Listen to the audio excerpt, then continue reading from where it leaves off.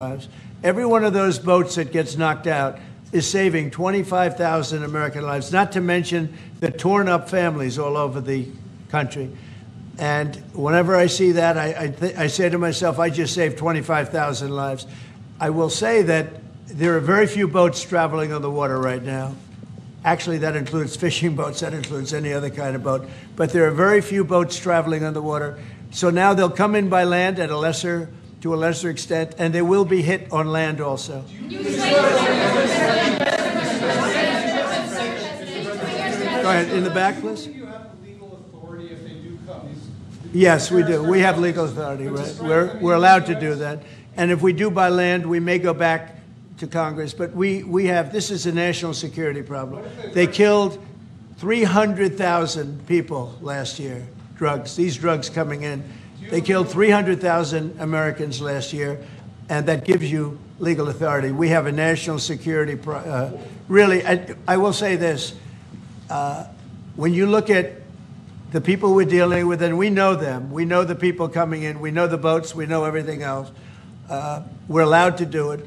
It's in international waters. If we don't do it, we're going to lose hundreds of thousands of people. Now, they'll be coming in by land a little bit more because they're not coming in by boat anymore. There are no boats in the water. There are no more boats. We know the boat almost immediately. You know, it's pretty unusual when you see somebody with a fishing rod and 5 engines on the back of the boat. You know, you don't need that to go fishing. Wait. And we will hit them very hard when they come in by land. And they haven't experienced that yet, but now we're totally prepared to do that. We'll probably go back to Congress and explain exactly what we're doing when we come to the land. We don't have to do that, but I think, Marco, I'd like to do that. You may respond to that if you want. Yeah, well, I mean, the question is, bottom line, these are drug boats. If people want to stop seeing drug boats blow up, stop sending drugs to the United States. But does it matter if it's in the United States? Well, these are all in international waters. Could you do a strike in the United States, or if well, that's a different matter. Now you're talking about a law enforcement matter. In this particular case, there are people traveling on international waters headed towards the United States with hostilities in mind, which includes flooding our country with dangerous, deadly drugs. And they're going to be stopped. And that's what's happening. And in the case last week, you saw there was a submarine. It was a submarine. It was a submersible. That's a drug boat all the way through. We know what these boats are. The president just said it. We track them from the very beginning. We know who's on them, who they are, where they're coming from, what they have on them.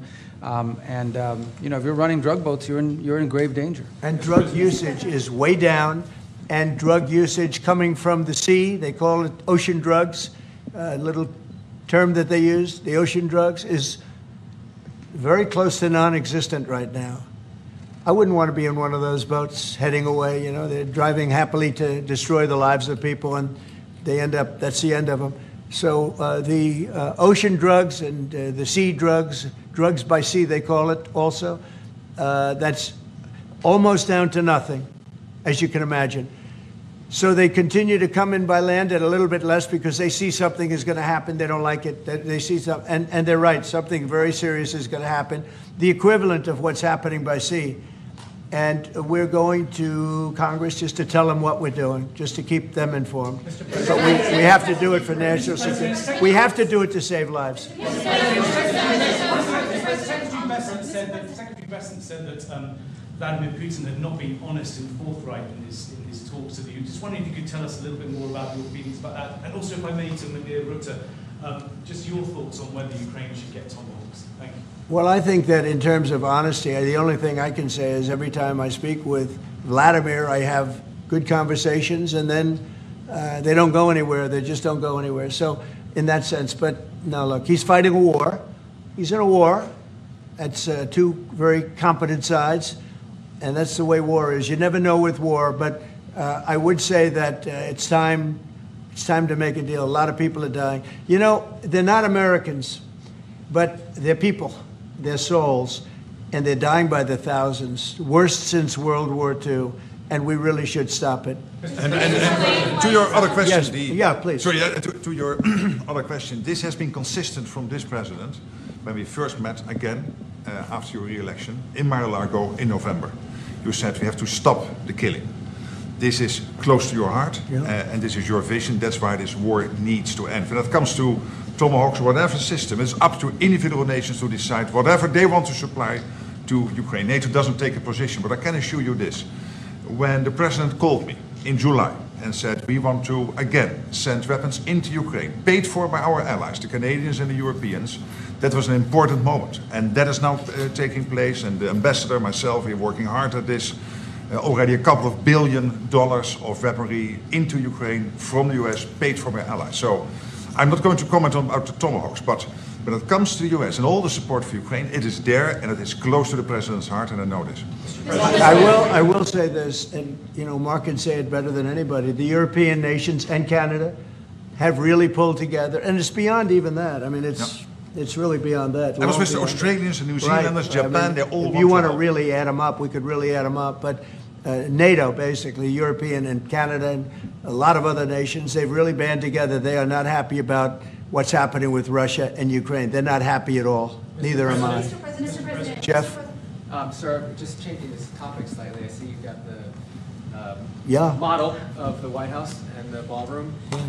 Many people were surprised the entire East Wing is being demolished because you had said initially that the ballroom would just touch Yeah. or would not Well, even touch certain it. areas What are being, happened? yeah, Can you tell us what happened? certain areas are being left. We determined that after really a tremendous amount of study with some of the best architects in the world, we determined that really knocking it down, trying to use a little section. You know, the East Wing was not much. There was not much left from the original. It was over the course of 100 years, it was changed. The columns were removed, and it was a much different building. Then a story was added on in 1948, 1949.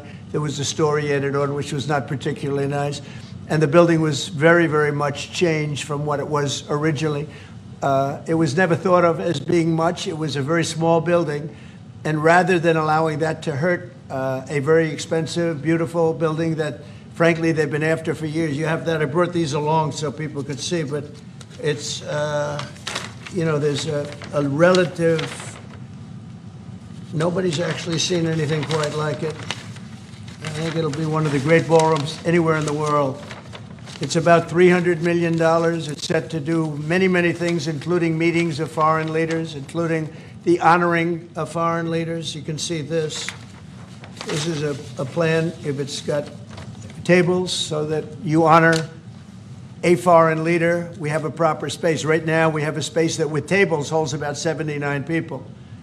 And this is a proper kind of a thing. Now, what the White House was doing, as you know, is they were putting tents out on the lawn. This is an interior shot of the ballroom. I think there'll be nothing like it. And it's being paid for 100% by me and some friends of mine, donors to it. The government's paying absolutely nothing. We're also working with the military on it because they want to make sure everything's perfect. And the military is very much involved in this. They want to make sure everything is absolutely beautiful. You can see the kind of interiors that we're talking about. That's an interior of the ballroom. And it's the highest level. And you see it goes beautifully with the White House. I mean, the mix is beautiful. So over the years, many presidents have made changes. This obviously would be the biggest change, but this was something they've wanted for at least 150 years. Many of you have gone to the events where they had, as an example, President Xi, or they had, you know, a leader of one of the countries, including the king and the queen from your favorite country. Absolutely. Frankly. But where they'd be honored, and they'd be in a tent out on the lawn, and it would rain, and it was a disaster. Brian's shaking his head. You know what I'm talking about. And so I thought I'd bring this out because this is going to be probably the finest ballroom ever built, and we're doing it no cost to the country. It's being put, the money's being put in by me and donors, very great patriots actually, and the spirit on the building of it is amazing. We are using little sections of footings and various other things, but that's sort of irrelevant. In order to do it properly, we had to take down the existing structure. The way it was shown, it looked like we were touching the White House. We don't touch the White House. That's a bridge, a glass bridge, going from the White House to the ballroom. Then you get into the lobby of the ballroom, and then you go into the magnificent, the main room. And it's something that has gotten incredible reviews. And your just quickly following up on that, sir. I just want a quick follow up on that question. Your response to people who say that you haven't been transparent enough about this. I haven't been transparent? That some of your Really? critics feel it should have gone for a I've review. shown this to everybody that would listen. third-rate reporters didn't see it because they didn't look. You're a third-rate reporter, always have been. So third-rate reporters didn't look, but anybody that asked, these pictures have been in newspapers. They've been all over the place, and you know, we're very proud of it. It's gotten great reviews. It's gotten really great reviews. So I think we've been more transparent than anybody's ever been. Why do you believe, Mr. President, that the sanctions that you're announcing today will push Putin to the negotiating Well, I don't know that they will. I think that they'll certainly have an impact. They're massive sanctions. It's sanctions on oil. The two biggest oil companies, among the biggest in the world, but they're Russian. They do a lot of oil. And hopefully it'll push, hopefully he'll become reasonable, and hopefully Zelensky will be reasonable too. You know, it takes two to tango, as they say, and we're going to find out. They hate each other. These two people hate each other. You know that better than anybody. And it makes it more difficult than it should be. This should be easier to do. But the level of hatred between Zelensky and Putin is very substantial. Could I add one thing? What the president is doing today with these sanctions is putting more pressure, of course, on both parties, in this case on Russia. It's all about changing the calculus, making sure that Putin understands that the president's vision this weekend of having a ceasefire, stop where they are, as you literally said, that this has to be step one now. And for him to really accept that vision and to come to the table. And then you have to put pressure, and this is exactly what he did today. Along with Europe. I mean, Europe, look, they've actually become friends of mine. I think Yes. all of them. No. We have a very close relationship, and they want to see it end too. They really want to see it end. But I can say they're totally committed. If this went on for 10 more years, Europe is behind them. They just can't let that happen. You can't let what's been going on. Now, it should have never happened. It would have never happened if I were president. But it did happen. I inherited. This was Biden, a man who was, without question, you take a look at the new walkway, the presidential walk of fame, we call it. Biden is the worst president we've ever had, if he was even a president. The people that surrounded that desk made those decisions. But this should have never happened. It wouldn't have happened. But it did happen. I inherited it. We're going to get it ended, hopefully soon.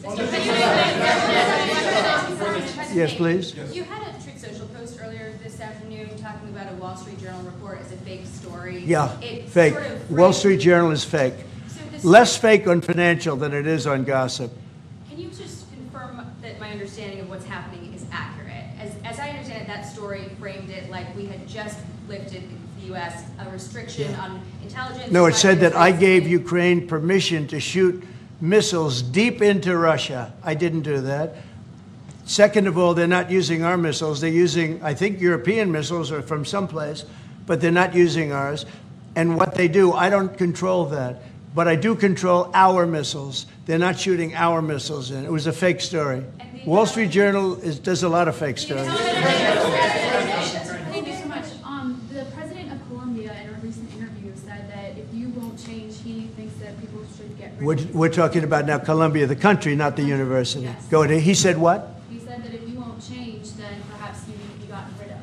Do you view that as a threat? Well, he's a thug and bad guy. He's a guy that is making a lot of drugs. We've just, as of today, stopped all payments going to Colombia, the country Colombia. Also, the school Colombia. No, we settled. We made a settlement with him. But no, he's a thug, and he's a bad guy, and he's hurt his country very badly. They're doing very poorly, Colombia. They make cocaine. They have cocaine factories. They grow all sorts of crap that's drugs, bad drugs coming into the United States, goes generally through Mexico. And he better watch it or we'll take very serious action against him and his country. His country is, what he has led his country into is a death trap. Please. Has the Secretary General presented his Ukraine peace plan to you? Are you prepared to be chairman of the Board of Peace? Oh, there is no Secretary General peace plan. But I'm here for, I really want to correct it because I saw some of that in the media. Of course, many people are thinking how to bring this terrible war to an end and supporting the president in doing that.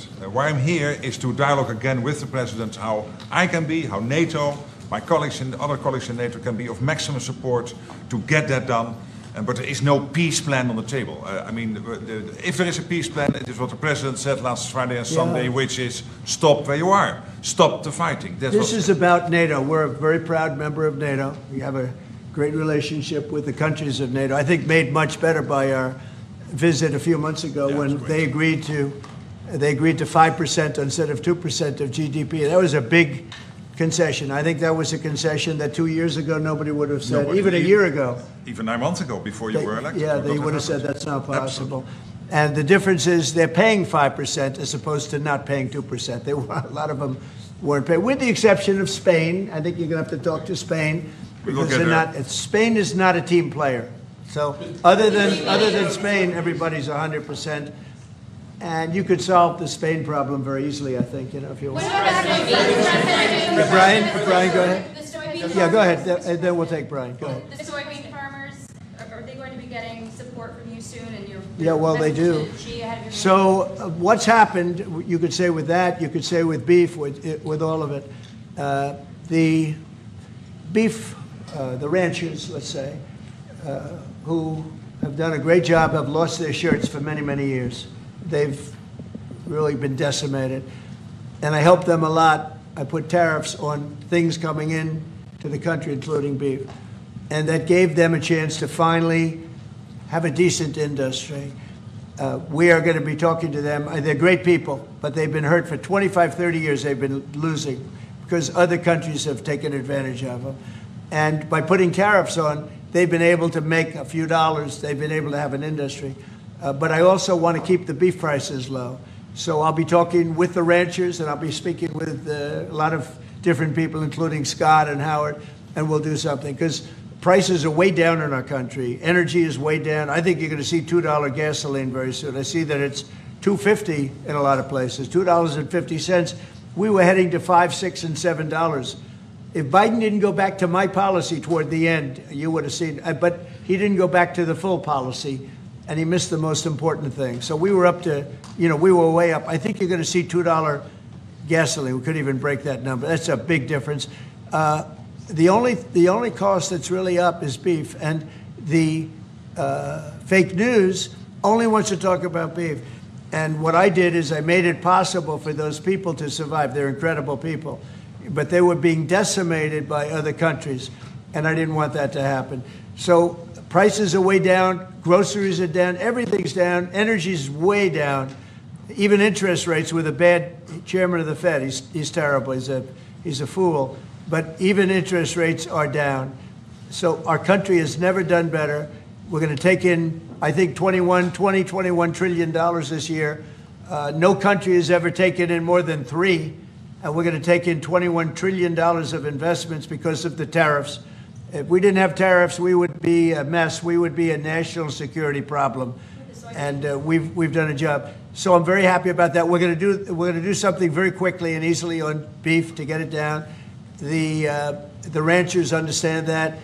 They're so happy for what I've done. I saved them. I don't think you'd have any beef in this country if I didn't do that. So we're very proud of that. Yeah, Brian? Yes, sir. Yesterday in Los Angeles, immigration officials were attacked by some protesters in an attempt to arrest an illegal alien. Gavin Newsom, other Democrats have used very aggressive language in terms of how to address ICE agents out in the field. Is there any responsibility that we can place on Gavin Newsom and other elected officials for using such aggressive language? Well, Gavin has to be careful. Remember that when I first came in, they had a terrible riot in Los Angeles. They had the fires, which shouldn't have happened. They didn't have the water for the fires. They should have had the water coming in from the Pacific Northwest. They didn't have the waters. They didn't have water in the hydrants or the sprinklers. So they had the fires, and then they had the riot. And if we didn't go and take care of that riot, you would have lost Los Angeles. You would have canceled the Olympics, which is because of me in Los Angeles.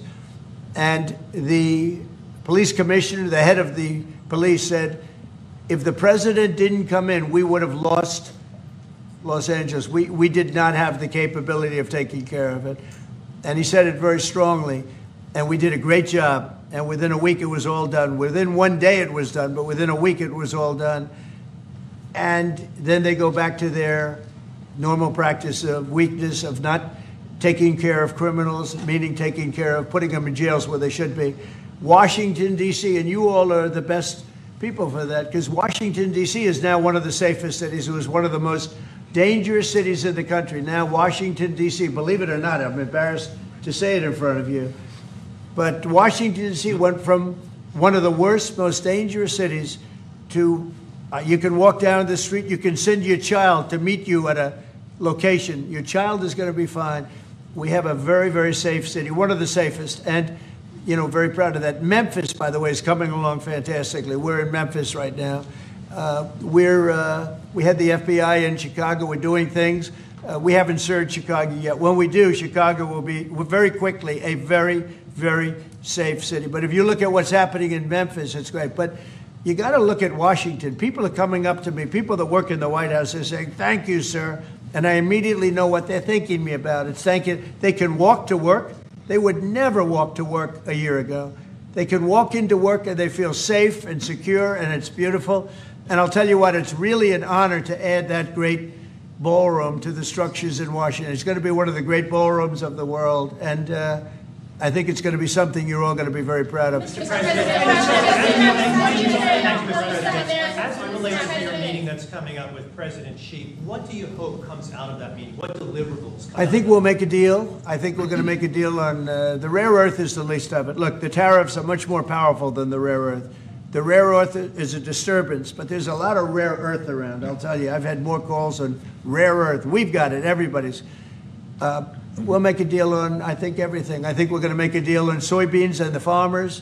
I think we're going to make a deal on maybe even nuclear. You know, President Putin in his call mentioned to me about nuclear, where we do a de-escalation, and I'm fine with that. I think it's good. I think it's a very appropriate thing.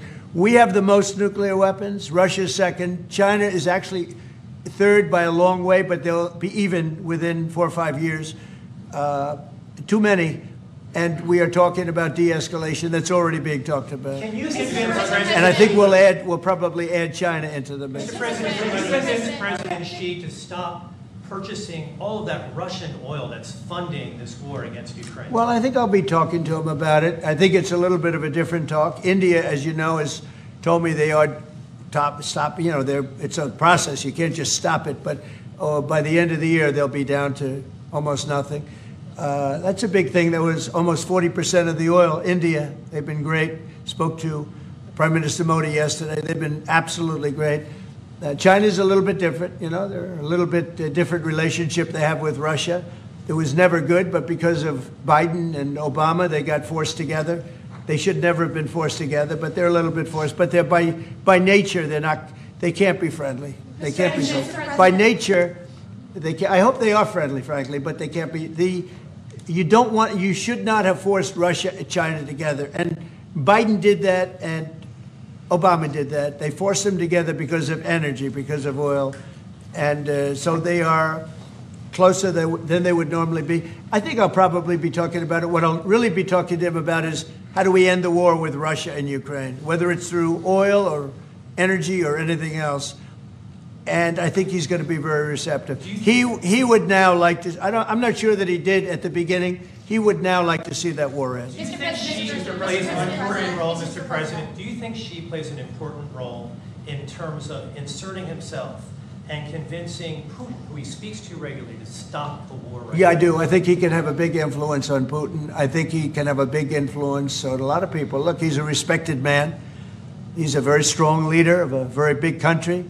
Yeah, I think he can have a big influence. And we will certainly be talking about Russia, Ukraine. Mr.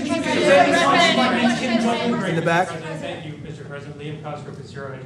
My question is actually for the Secretary General. Yes. Mr. Secretary, I don't know if you've seen this, but polling out of Ukraine shows a massive collapse in Ukrainian support for the war. A Gallup poll had just 23%.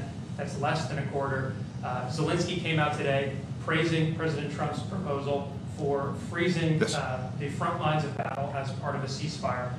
He said that's a good compromise. So people view your coming here as, you're lobbying the U.S. government to continue its involvement in the war. You're obviously lobbying for more NATO weapons to be sent to Ukraine, but Ukrainians themselves don't want to fight the war. So how do you justify that morally? Well, I'm lobbying only for one thing, and that is to make sure that we end this war. And I don't have to lobby the president because we totally agree on this. And this is what he has been doing from day one. Everything he could do to break the deadlock with Putin, get a dialogue going, dialoguing also with Zelensky, and getting this war done. It's crucial. The fact that the US is now supplying weapons into Ukraine, paid for by allies, is extremely important. And that's now happening since 2-3 months. About 2 billion moving into Ukraine. The war hasn't wind down. Why do you think that'll wind it down now? More What do you mean? weapons? You think more weapons will wind down the war? No, I mean, there's more to be done. So what you need, what the president said this weekend, stop where you are, so basically do a ceasefire and then have all your discussions about territory and whatever. But first, stop the war. This is what you said on Friday and on Sunday. It's a war. I mean, your question's really a fair one. It's a war that should have never started. And you know how I feel about it. But it's a war that should have never started. And we're not selling any weapons to Ukraine. We're selling them to NATO. Yeah. Which is different from before. With Biden, he just gave $350 billion worth of weapons and cash right into Ukraine, and that was so foolish. But we sell them to NATO, and in theory, you can do what you want with them. It doesn't have to be Ukraine, but probably it is mostly. No, what nations are doing now is buying from this program and making sure that the supply is in Ukraine, so Europeans and Canadians. And for example, these are interceptors for the Patriot systems, crucial to protect the cities. Today, again, a Russian attack has killed children, at least seriously wounded children in kindergarten in Ukraine. So we need to make sure that the air defense systems are in place, and we need the US systems to do that, and the Europeans are paying for that. And this is exactly the type of actions we needed, and the president is doing that and trying everything to get this war to an end, starting with the ceasefire. Do you still believe that Putin wants to take all of Ukraine? I always felt that way. I always felt he wanted to. When I was in my first term, I was I was very close to him, relatively speaking. It was harder because of the Russia hoax. But I would talk to President Putin about Ukraine, and it was the apple of his eye. I'd say it was the apple of his eye. But it would have never happened. He knew the consequences were too great. When we had a rigged election and all of a sudden I wasn't there, he said, wow. I think he looked at Afghanistan, how horribly that was handled, so stupidly. And I think that really gave him a little additional, incentive. I always felt he wanted the whole thing, not a piece of it. But I think now he's willing to negotiate a little bit further, and I think he's willing to make a deal. We'll see. Mr. President, we don't want him. We don't want him to have the whole thing. Mr. President, Go ahead, please. Thank you, Mr. President. You have this big terrorist case before the Supreme Court. It's November the 5th. Yeah. You suggested that you might actually show up to the Supreme Court. Yeah, I'd like for oral to. arguments. I think it's one of the most important decisions we'll ever have from the Supreme Court. With tariffs, we're a strong, sound country. We're a nationally secure and internationally secure country. We're a very rich country. Without tariffs, it's a slog for this country, a big slog. I think it's one of the most important decisions in the history of the Supreme Court. And I might go there. I really believe I have an obligation to go there. We are doing so well as a country right now because of tariffs. And you have to understand, tariffs have been used against us for many years, decades. And just slowly but surely hurting our country so badly. That's why we owe $37 trillion. We owe that because other countries have taken advantage of us over many, many decades, And now we're a rich country. We're taking in money like we've never done before. Without tariffs, that would not be happening. And also, I solved, as you know, 8 wars. Of the 8, 5 of them, maybe even 6 of them, are because of tariffs. The threat of tariffs on these nations, if you want to fight, that's okay. India and Pakistan. If you want to fight, that's okay. But you're going to pay tariffs, and they're going to be very substantial. And we're in the midst of a trade deal. And they said, we don't want to do that. 2 days later, they call up, and they're not going to fight anymore. They have peace. But I've done that out of 8, I would say 6 times, 5 times, 6 times. Tariffs are vital to this country.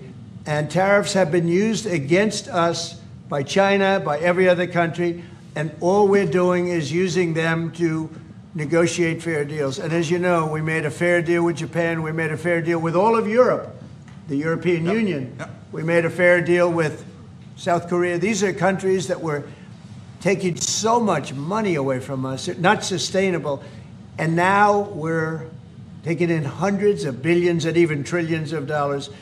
If this country is not allowed to have tariffs, if this country is not allowed to have the President of the United States negotiate on behalf of it with tariffs, we are put in a position where we're going to be a third world country. We can't let that happen. I think it's the most important case that we're going to have for many, many years to come. One of the most important cases we've ever had. With tariffs, we're a rich, secure country. Without tariffs, we're a laughing stock. We'll be a laughing stock. And I don't want to have anything to do with that. Thank you very much. Thank you. Thank you. Thank you very much. Thank you, Press. Thank you, guys. Thank you. Thank you, Press. NATO secretary general से मुलाकात के बाद अमरीकी सदर Donald Trump media से गुफ्तगू कर रहे थे। उन्होंने कहा भारत ने रूस से तेल न खरीदने की यकीन दहानी कराई है। फौज भेजने से मेम्फिस शहर में अमन व अमान कायम हो गया है। टैरिफ न लगाते तो अमरीकी कौमी सलामती का मसला पैदा हो जाता।